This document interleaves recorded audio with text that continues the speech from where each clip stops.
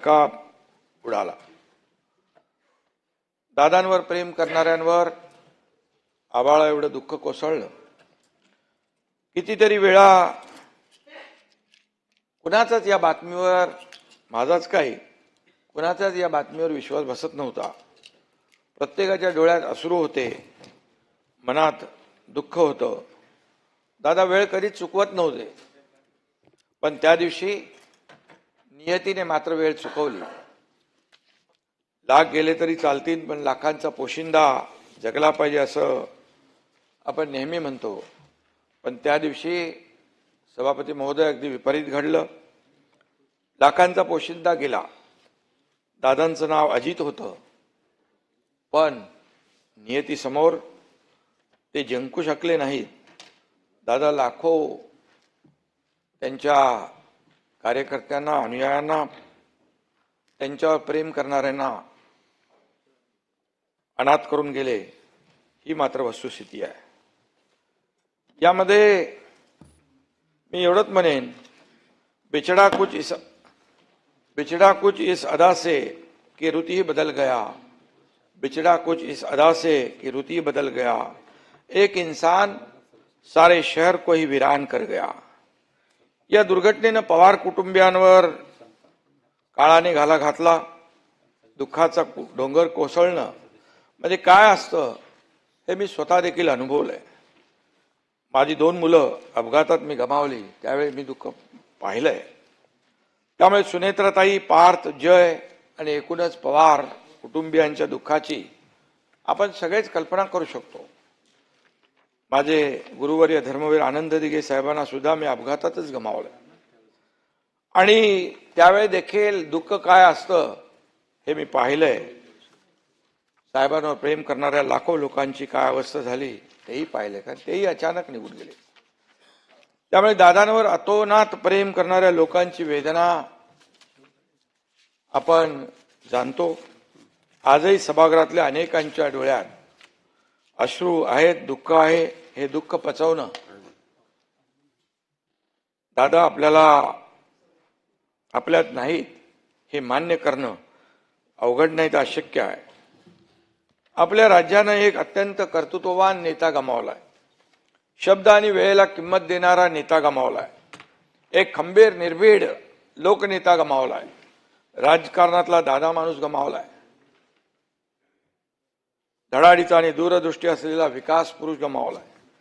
मी आणि देवेंद्रजींनी एक दिलदार मित्र गमावलाय। या सभागृहाने एक शिस्तप्रिय आणि आदर्श मंत्री गमावलाय। जनतेच्या प्रश्नाप्रती तळमळ असलेला लोकप्रतिनिधी गमावलाय। दादा माझ्यापेक्षा वयाने मोठे होते, अनुभवानेही मोठे होते।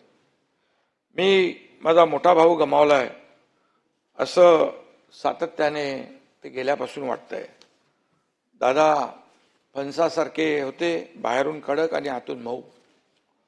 सभापती महोदय, दादांच्या बोलण्यात ग्रामीण बाज होता, आवाज राकट पण गोड होता। एकनाथराव ही दादांच्या स्टाईलची हाक माझ्या कानात आजही घुमते आहे। सभागृह असो, पत्रकार परिषद असो, कार्यक्रम असो, कॅबिनेट असो, अधिवेशन असो, प्रत्येक वेळी दादांची आठवण आपल्या प्रत्येकाला येत राहणार। बजेट अधिवेशन म्हणजे दादांचंच अधिवेशन। सचिव, अधिकारी, आमदारांच्या फायलींमध्ये बिझी असलेले दादा आपल्या सगळ्यांना आठवत आहेत, आणि त्यावेळी त्यांची जी काय तगमग असायची ती आपण पाहिलेली आहे। आणि इथं खरं म्हणजे खालच्या सभागृहात जयंतरावांनी 10 वेळा, सुशीलकुमार शिंदेनी 9 वेळा अर्थसंकल्प सादर केला। दादांनी या दोघांचा रेकॉर्ड मोडून 11 वेळा अर्थसंकल्प सादर केला। दादा खऱ्या अर्थाने विक्रमवीर ठरत होते, परंतु ते नियतीला मंजूर नव्हतं, आणि नियती अत्यंत क्रूर आहे। तिच्या समोर आपण सगळे हतबल असतो। हे कटू सत्य पुन्हा आपल्याला पचवावं लागतंय। मी मुख्यमंत्री झाल्यानंतर माझा आणि दादांचा जवळून संबंध आला, कारण ते कॅबिनेटमध्ये उपमुख्यमंत्री आणि अर्थमंत्री होते। पूर्वीच्या महाआघाडी सरकारमध्ये काम करताना आम्ही दोघं एकत्र काम केलेलं आहे आणि त्याच्यानंतर काही प्रस्ताव थांबले, त्याला सुधारित मान्यता देखील दिल्या, कामांचा निधी वाढवला. असे प्रस्ताव कॅबिनेटमध्ये आल्यानंतर दादा अधिकाऱ्यांना सांगायचे, आता निधीची तरतूद करतोय पण प्रकल्प वेळेत पूर्ण झाला पाहिजे. हे आवर्जून सांगणारे दादा मी पाहिलेत. अजितदादा प्रचंड अभ्यासू होते. प्रशासनावर त्यांची मजबूत पकड होती, मांड होती. एखादी नवी योजना आली की ती फिजिबल आहे का, त्याचा लोकांना किती फायदा होईल याचा दादा बारीक अभ्यास करायचे. दादांनी हातात फाईल घेतली की अक्षरशः काही सेकंदात त्याची नजर कागदावरून स्कॅन व्हायची, त्यात काय कमी जास्त आहे ते ओळखायचे आणि चुका असतील तर त्या काढून सेक्रेटरीना सांगायचे देखील. सहकार, कृषी, जलसंपदा, ऊर्जा, पायाभूत सुविधा अशा महत्त्वपूर्ण विषयांमध्ये त्यांचा सखोल अभ्यास होता. बैठकीत साधा कागदाचा कपटाही खाली पडला तो चालायचा नाही, त्यांना चालायचं नाही. स्वच्छता आणि टापटीप ही दादांकडून शिकण्यासारखी गोष्ट आहे. नैसर्गिक संकट असो किंवा राजकीय, दादांना कधी निराश झालेलं पाहिलं नाही. दादा कधीच नकारात्मक बोलायचे नाहीत, कायम पॉझिटिव्हच राहायचे आणि प्रॅक्टिकल राहायचे. कोविडमध्ये मंत्रालयातून नियंत्रण करणारे दादा डोळ्यासमोर उभे राहतात. गेले 25-30 वर्ष मी आणि अजितदादा आम्ही दोघेही राजकारणात आहोत. या काळात आमच्या असंख्य भेटी झाल्या, शेकडो बैठकांमध्ये एकत्रही आम्ही होतो, एकत्र कामही केलं, अनेक सभाही एकत्र केल्या. त्यातल्या अनेक घटना, किस्से, प्रसंग सारखे डोळ्यासमोर येत असतात. त्यातल्या 2-4 घटना प्रामुख्याने आठवतात. त्यातली एक घटना आपण सर्वांनी टीव्हीवर पाहिली. 2024 साली विधानसभा निवडणुकीचा निकाल लागल्यानंतर सरकार स्थापनेच्या चर्चा सुरू होत्या. तेव्हा देवेंद्रजी, अजितदादा आणि मी एक पत्रकार परिषद घेतली. कोण कुठल्या पदाची शपथ घेणार असं पत्रकार सारखं विचारत होते.